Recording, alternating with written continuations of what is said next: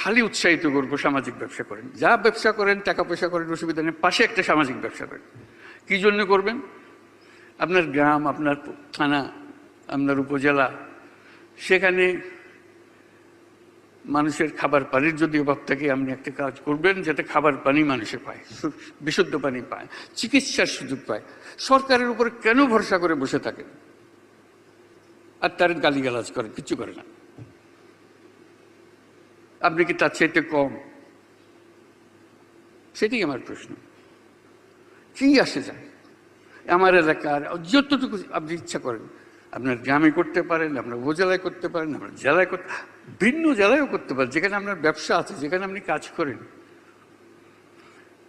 সামাজিক ব্যবসাটা কি?